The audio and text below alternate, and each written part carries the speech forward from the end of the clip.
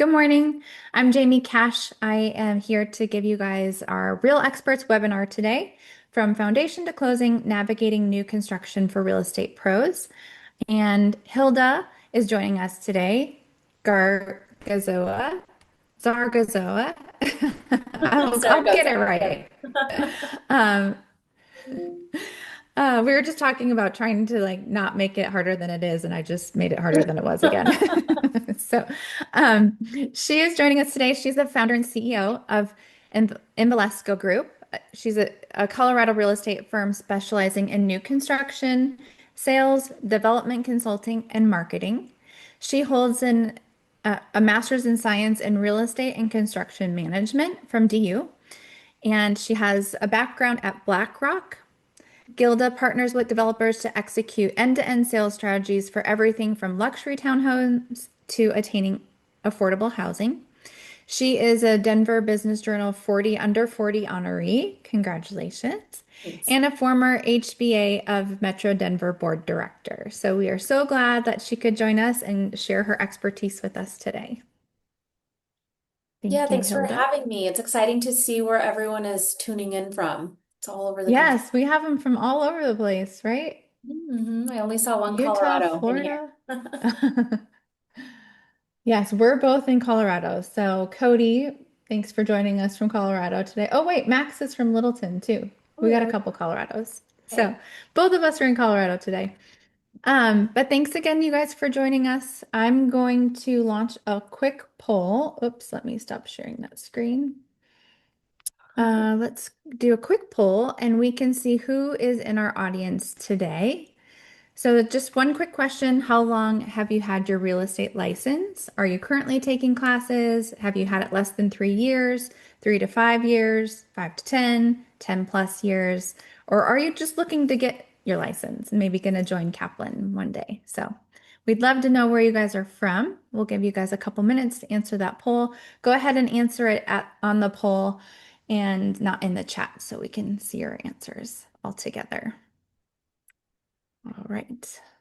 And end the poll in 3, 2, 1.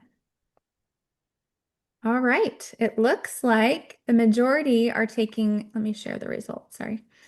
Majority are taking classes at Kaplan. So thanks for our students for joining us today. You guys are going to learn a lot about new construction, more than most, I'm sure will know once they get out of school.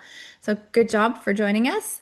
And then less than 3 years, some looking to get their license. And then we've got some seasoned veterans with us. So that's great. Thanks, guys, for being here. All right, let's get rid of that poll. And Hilda, let's just jump right into it. So, why should agents consider selling new constructions, and what are some benefits that the new builds offer to buyers? Okay, great. So basically being able to sell new construction to your clients or just knowing what is out there really helps expand your inventory. Right now we don't have an inventory problem, right? We have more inventory than we have had in a while, but still it just gives you another tool in your toolkit. And solutions for buyers that might need that new construction lifestyle because it's less maintenance or they want that master plan community or whatever the reason may be. In addition to that, builders are offering a ton of incentives that might make buying a home possible for a lot of your clients. Give me 1 second here. Sorry, I was getting the chat down because it was distracting me. Sorry. So there's a lot of rate incentives, a lot of ways that the builders are getting creative right now. So sometimes you might have a buyer that doesn't quite qualify for a resale home, and so new construction offers a great solution to that. I also think that in real estate, it's important to have some sort of specialty. And I think for all of you new licensees, you're gonna try a bunch of different things and figure out what that might be for you. It might be a neighborhood, it might be a certain type of home, but one possibility is certainly selling new construction homes and just really getting to know the sales advisors, the different communities, getting to know what incentives are being offered, getting to know, the inventory that's out there and just setting yourself Right. apart. So you're a little bit different.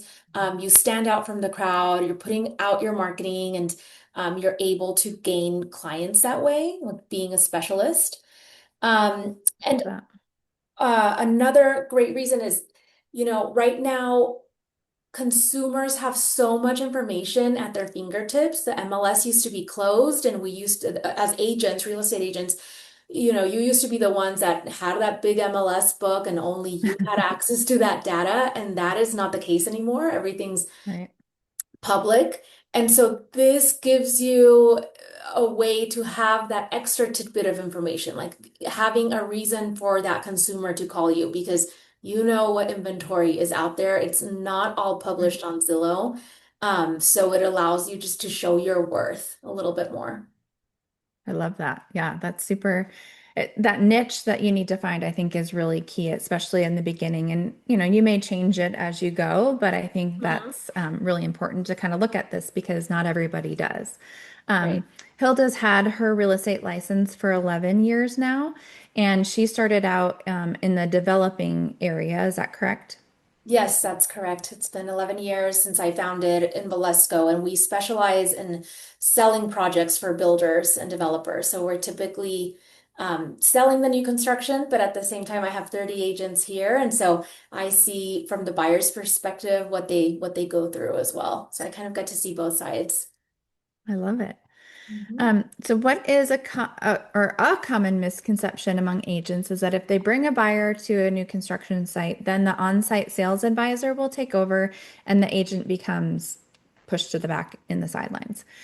So can you clarify how the sales advisor and the real estate agent actually work together as a team?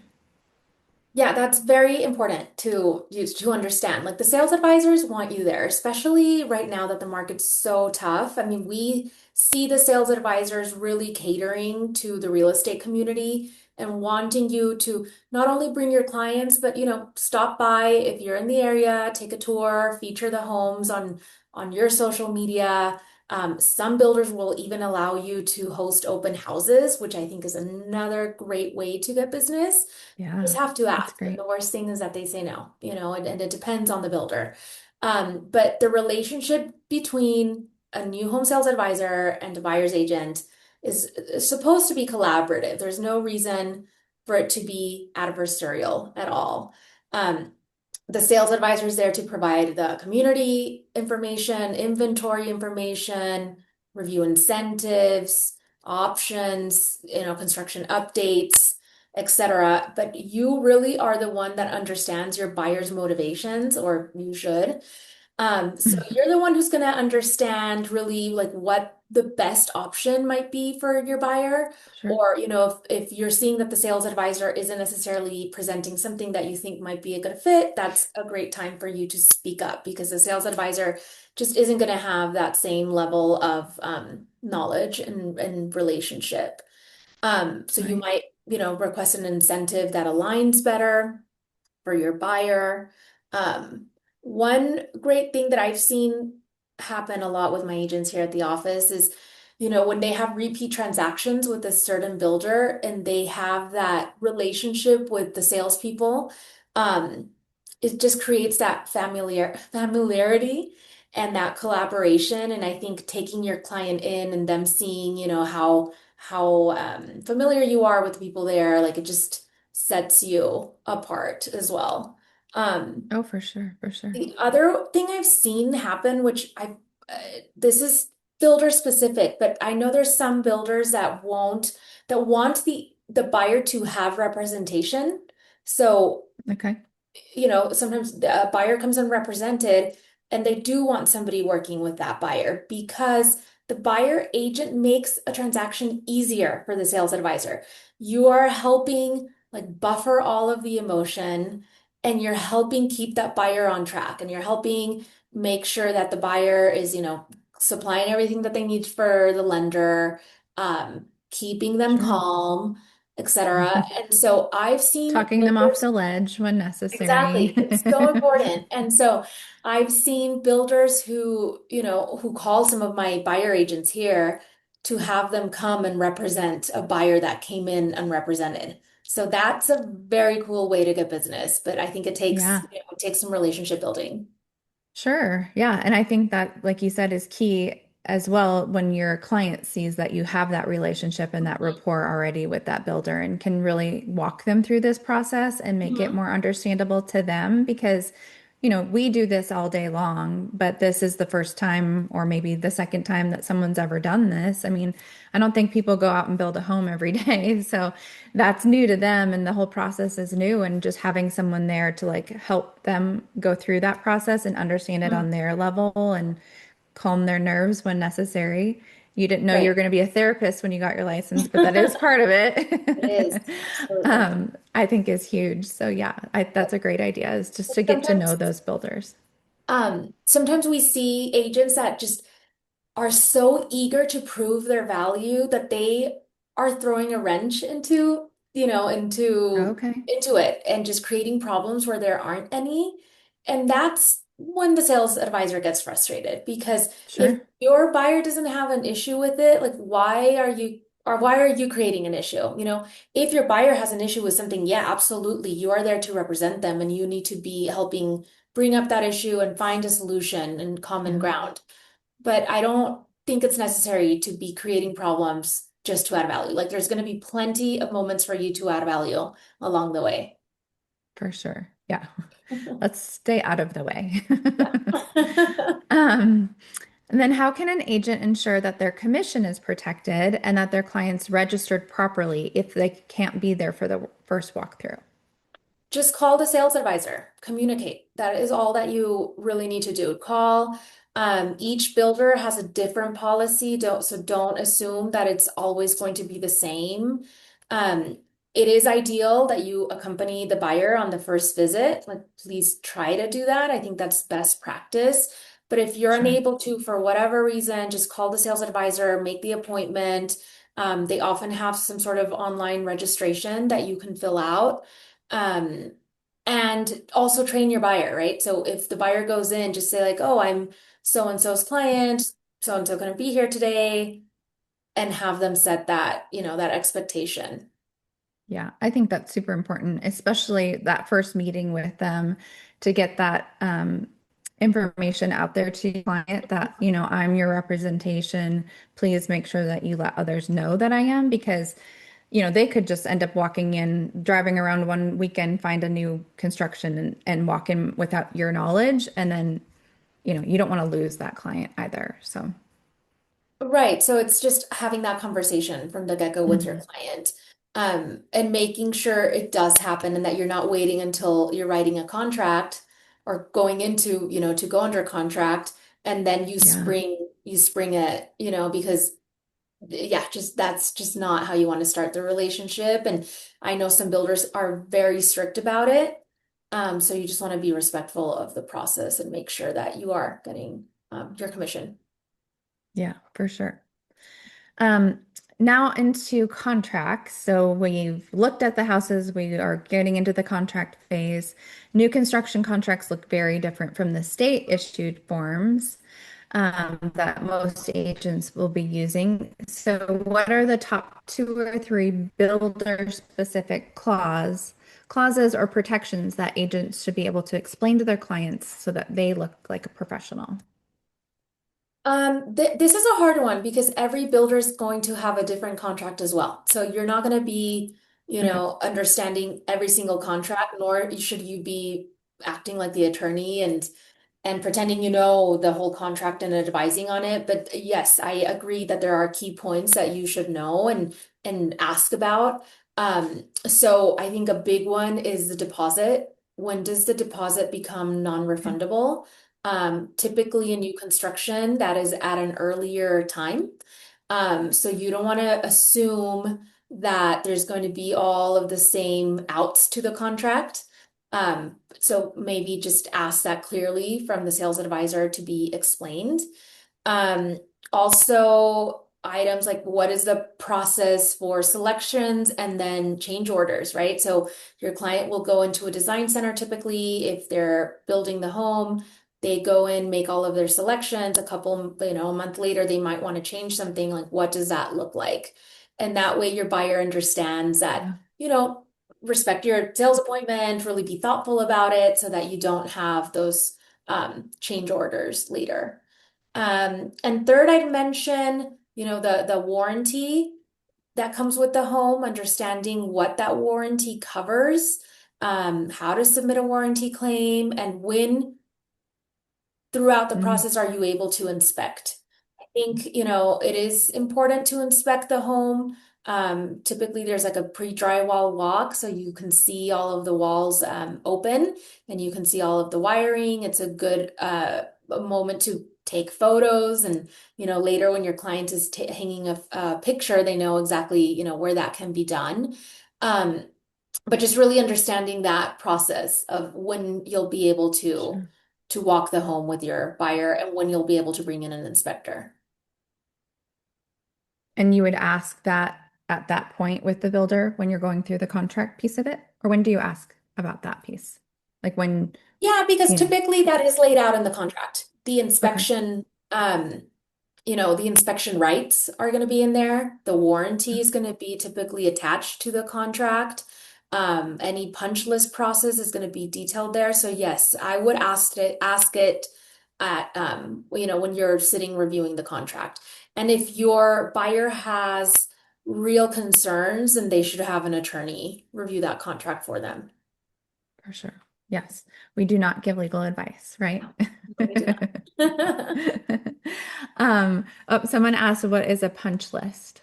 So a punch list is essentially when the home is ready, you'll have the opportunity to walk the home with your client and identify items that need attention. So it might be a ding on the wall, it might be that the HVAC isn't like cooling properly. You will go through, and typically it's going to be you, your client, the superintendent. Uh, Sometimes the sales advisor is there, sometimes not, but it's really on the superintendent. And you go Mhm. through, and there's a list created with items to address. And the goal is to have all of those items addressed prior to closing. Um, and then typically there's a final walkthrough, just like hopefully you're doing on your resale homes, right prior to closing, that you go through and verify that those punch list items were in fact completed. If there was something that couldn't get completed, you want to make sure you're documenting that, or it's being documented for your client somewhere. So that's a great place where you add value. Um, Yeah. you make sure that, that whatever thing, if a piece didn't arrive by closing, like the fridge had to be replaced because the first one was faulty. I'm just giving a silly example. That gets documented and that there's an estimated time period that it will happen. Yeah. Yeah. Those things are very important. Got to make sure that honey-do list is done. You Yeah. can think of it that way. Mhm. And then there was another question. Are builders letting you register clients from Zoom meetings? It depends on the builder, so you can't assume anything. There's some builders that on their website will have a registration, like a digital registration form, which I love because then, you get an email Yeah. confirmation. Like you should document, whatever communication you have, hopefully via email, so you have it in writing that, Hmm. you did communicate with the sales advisor and you are in fact representing this buyer. So it is, yeah, it's just builder dependent and you need to find out.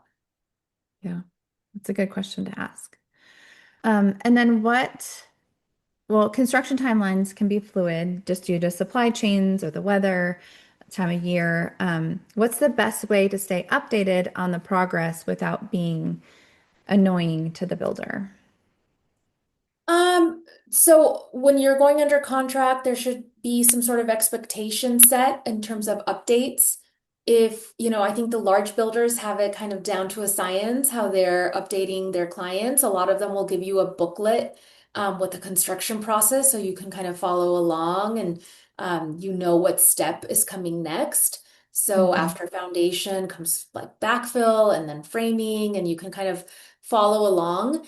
Um, But I think again at that contract signing, it's a great time to ask, like, how often will we be receiving updates? And if it's a Yeah. monthly and you're not getting your monthly, that is a time when I think you need to step in and say, like, hey, my client needs an update. We didn't receive this month's update. Um, and try to stick to that.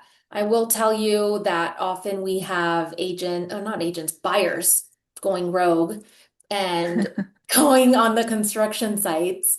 And, it's a So safety scary. issue. The builder can get fined. It's an OSHA violation to have people going through without proper shoes or a hard hat. So whenever you are going onto the construction site, you need to be accompanied. You need to have made an appointment. With the large builders, typically there's set times to do that. Please talk to your buyers about not just wandering onto a construction site because the supers will get mad and the supers will yell at them. And now you have, a buyer who's upset because it's their home and they were yelled at by the super. So you don't want that to happen. There's dedicated times to take pictures, right? You just have to get that arranged beforehand. Don't Yes. just go rogue. I can see them doing that, being like all excited about their new build and be like, I'm gonna go take pictures and then end up in trouble. Yes. Um, so if an agent has never sold new construction, what would be a good piece of advice to give them before they decide to do that? Just go visit models. The models are open all the time. They're really fun to go through. It's a great way Hmm. to get content. And ask the sales advisor questions. If you're just visiting, just say, I'm here for a preview, taking a look. I would like to work in this area. Hopefully, I can bring you some buyers.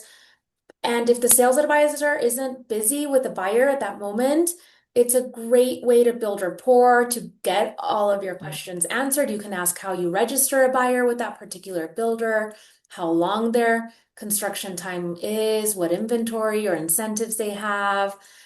It's easier to get all of those answers when you're not like in a hurry. Um, Yeah. and they have the time to kind of chit chat. I would also say just get plugged in. Um, Here in Denver, in Colorado, we have an association, a realtor Hmm. association that's the Builder Realty Council, it is. And they host all sorts of events so that you get in the know of, what Yeah. communities are active. And so just starting to get plugged into organizations like that, attending their events so that you do have some knowledge, I think is a Yeah. great way to start. Um, but let's say you haven't done any of that because you just got your license and all of a sudden somebody is calling you that they're interested in a home with, XYZ builder. So you don't have time to do all of these things I'm telling you. I would just contact the community, find out about the registration, find out what their inventory and incentives look like, and then you take your buyer in. And that way you feel a little bit more prepared than just walking, coming impromptu with your buyer. Yeah. One of the things you mentioned was getting content. So would you advise like making a video while you're there and then posting that on social media? Was that kind of what you were implying? Yeah, I mean, video is, I think, the way to go right now. Video is getting a ton of traction. The builders love it. I typically would just ask the sales advisor if it's fine. I mean, I would say 95% of the times they're going to love it. But yes, I mean, not everyone is using social media, right, as a marketing tool, but I would say most people are in some capacity. Most agents are in some capacity. So Hmm. just doing a quick little walkthrough video, if you feel comfortable getting on camera and introducing, I'm at this master plan community. There's these three builders here. It's just a great way to get yourself out there. Yeah, yeah. And I'm sure the builders would love to be tagged in it and would have no problem with their free marketing. Exactly. Yeah. And Yeah, then hopefully when people are looking for, information on that builder, maybe your video comes up and you get clients yeah. that way. That's a double win, right? Hmm. And then you were mentioning incentives. So how should agents evaluate builder incentives? I think you just need to evaluate it based from your buyer's need and your buyer's perspective. Like not take it just as a set or a firm. amount. Sometimes it's a credit, sometimes it's a credit at the design center, sometimes it's a rate buy down. You need to figure out like what is important to your buyer. Does your buyer need lower cash to close? Do they need a lower monthly payment? Or a lower purchase price, or upgrades are important to them. Mhm. So just comparing what that impact is. And I think right now, with the level of inventory that builders have, it's a great time that if a builder is offering one incentive, but your buyer really would benefit from something different, don't be afraid to ask. If instead of this, you could get that. Um, Yeah, but see what would be the most impactful to your buyer needs. sure. Yeah, that's great advice. And then there's a couple questions in here. It says, if I'm able to negotiate a higher commission, how is that handled? Um, I don't, so right now the builders are increasing their commissions quite a bit for buyer agents. And so they'll typically have some sort of bonus commission advertised, and it typically is for a certain period of time. I wouldn't necessarily get into a commission negotiation, in front of your client. I don't think that's best practice. Um, but you can always, when you call for that introductory call, I would ask, what commission are you offering right now? And they'll give Mhm. you the commission, and maybe that is the right time to be asking, hey, well, if I bring a buyer that can go under contract within the next 2 weeks, would you consider giving me some sort of bonus? And typically it's not up to the sales advisor. I think that's one of those things where they'll need to elevate it, but you can try. Yeah, it's worth a shot. Can't, all you can get is no, right? If you don't Exactly. ask, you don't get. Right.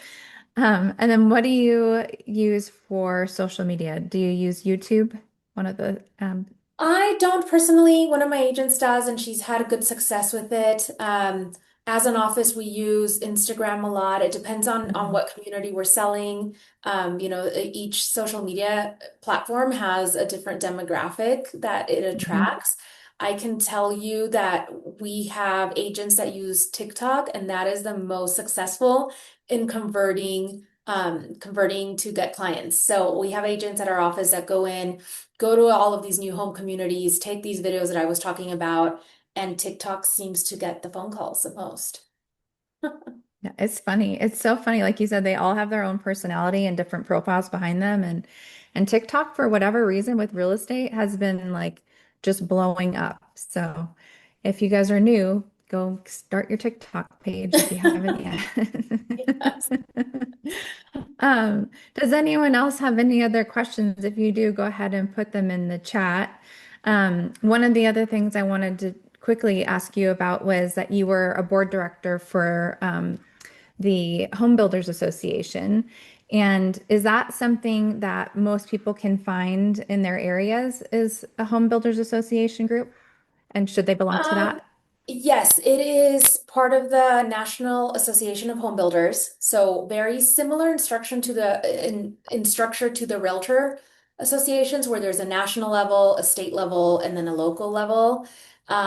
There are HBs across the country. I think they're wonderful organizations to get plugged into. I joined mine, gosh, I don't know, maybe 2018, 2017. And I've gotten great benefit from it. But it's like with anything, right? Like you need to be consistent and Mhm. show up, but it's a great place to understand kind of the builder sentiment, what is going on in the industry. There's a lot of advocacy that happens at those associations to just uh, help with a lot of the costs, frankly, that have been getting out of control from permitting and labor and construction material cost. And I know affordability is a huge topic right now. And um, yeah, these builders don't necessarily make the profits that one can imagine. They're volume builders with slim margins. And so right now is a really hard time with all the inventory that's out there. Yeah. One of the questions, well, one question I have before we get to those questions is, do you want to talk just briefly about that piece of the new construction is like how much profit that they are making? Like, I think everybody thinks, oh, they built this house, they're selling it for, $500,000 and they're getting all of that as profit when that's obviously not the reality. I think statistically for a large volume builder, the profit is like 3 or 4% of a home, That's which is crazy. shocking. It's Yeah. shocking that Yeah. it's that low, and it's a volume play. And I know, right now, there's a lot of homes that are being sold at no profit because the inventory is just so high. And so with the whole incentive talk, there's typically a lot more flexibility on the Mm. homes that are already built and that they want to move quickly because those homes are costing them money just sitting there. There's typically a loan associated with them. And so typically there's going to be a ton more flexibility in negotiating anything that's already been built. Awesome. Good information to just kind of know that background, that really helps, I think, just kind of get that process put together in your mind so that you can educate your buyers on that too. Yeah, And there's then not that much some, room. And just before I move on, sorry, one other thing is that the homes, at least here in Colorado, a huge chunk of the cost of the home is in permitting. So all the permitting mm, fees, the tap fees that get paid to the city or to the municipalities. So that isn't necessarily a concrete thing that you see. It's not a pretty yeah, countertop, but that's where a lot of the money goes. yeah, yeah. And those fees can get very costly very quickly. Steve asked, what do they check for in a feasibility study? In a feasibility study, they're gonna see basically like the density, what they can build on a certain parcel of land, the zoning, so what the zoning will allow for, how many homes can get built, and then it'll go into numbers to see if it basically makes sense to build a community in on that parcel of land. Okay, that's helpful. And how helpful is it searching the MLS for new construction? That's a tricky question because all the MLSs are a little different, but Yeah, here in Colorado, some builders aren't on the MLS, some are. It varies. Zillow has a new construction side to it, which is useful.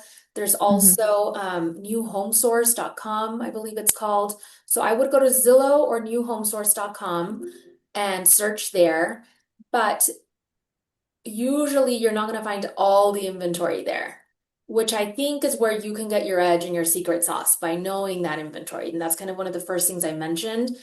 It might give you, Mhm. if a builder has 12 homes ready to move into right now, there might be four listed or three listed, one of each floor plan. So that's when you want to pick up the phone and call or visit. I like it. Yeah. And some MLSs don't have a new construction, like even section. So they're all going to be a little bit different about whether they're listed there or not. So I Right. think, like you said, home source or Zillow would probably be the best place to look. Right. And I think New Home And Source then allows you to like in my area of Virginia, there are go ahead. sorry, go ahead. Oh, that I think New I Home think my Source internet allows you, just was a little funky. I think there's a lag, sorry, but I think New Home Source allows you to customize a portal for yourself as a realtor to share with your clients. So that's a cool tool to set yourself apart. Yeah, that's great. Sorry. All right, going to Marcia's question. In my area of Virginia, there are many developments getting off the ground. How do I get an early jump on who will be selling in that area? Typically, no signs are up to indicate who is building there. Oh my gosh. I don't know. You can dig through permitting. I'm not sure, how easy it is in other states. So every state is going to be different. So that's a really hard one to answer. Here we can see who kind of pulled a permit, but sometimes you still won't necessarily know. So that's one great aspect of joining an association like the Home Builders Association, because you'll get some of that knowledge through them. Mm, You'll find out who's working where and who has what communities coming up. Um, yeah. just staying on top of all the business journals as well.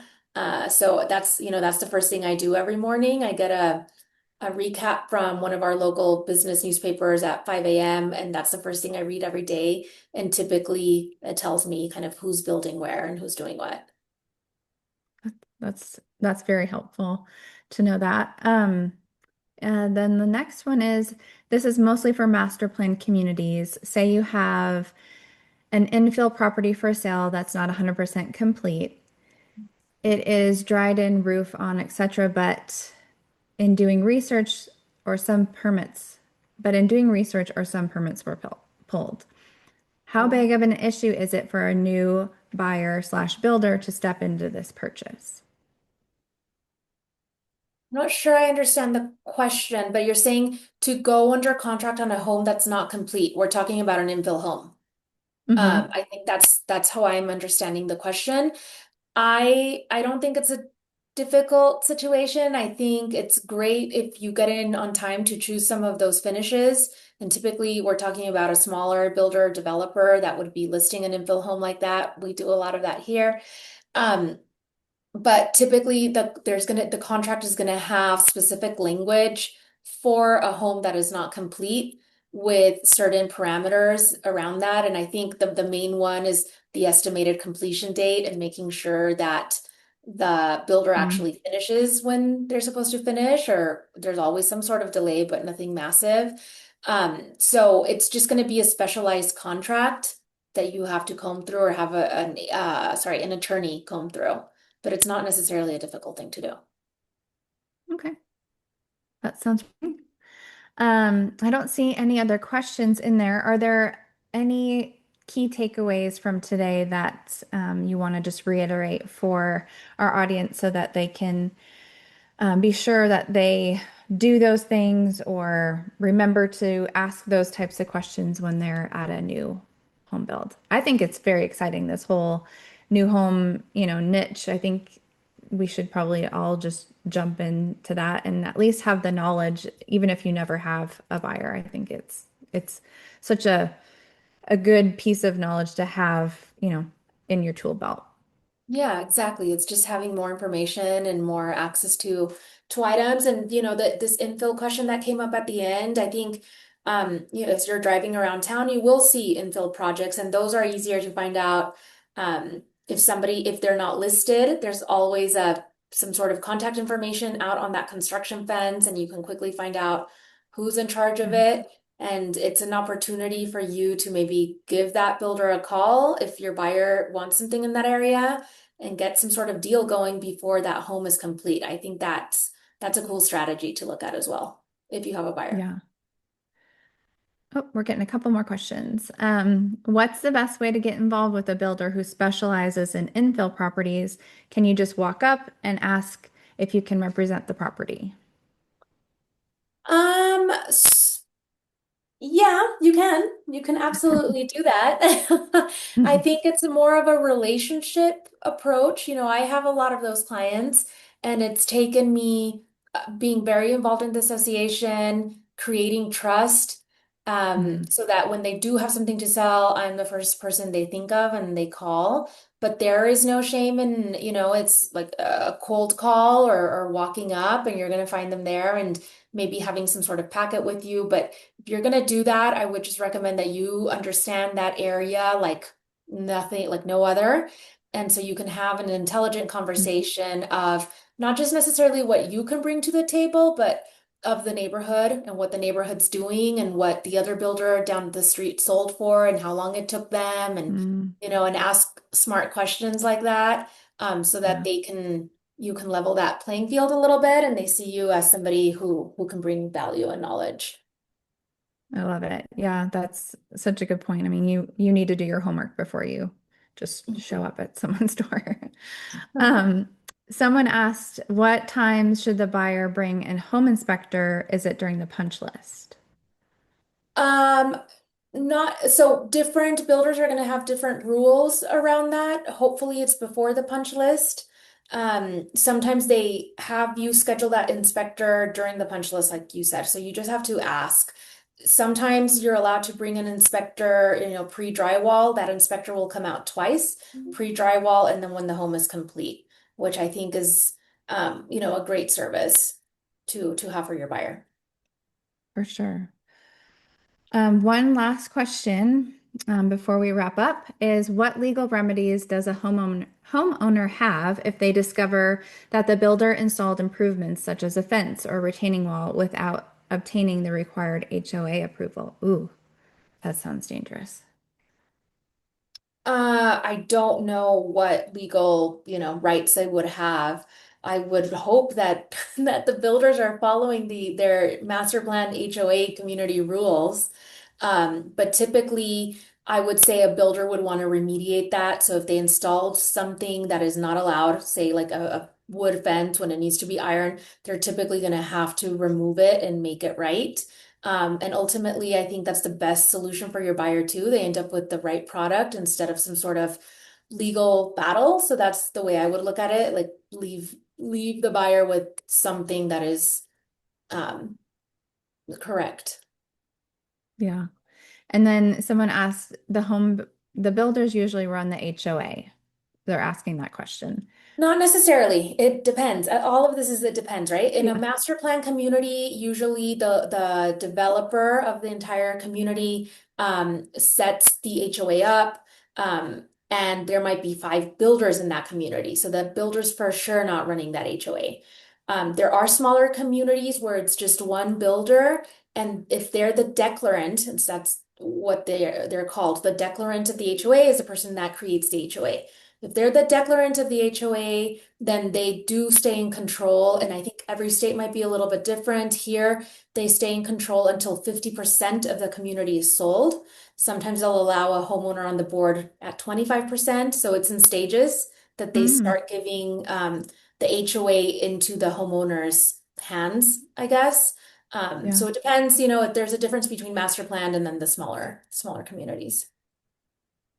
I love it. I did not know that. I didn't know that they would start it, I guess. That's Mhm. great. I learned a ton today. I hope our audience did as well. I appreciate you joining us, Hilda, and sharing your knowledge, your wealth of knowledge with us.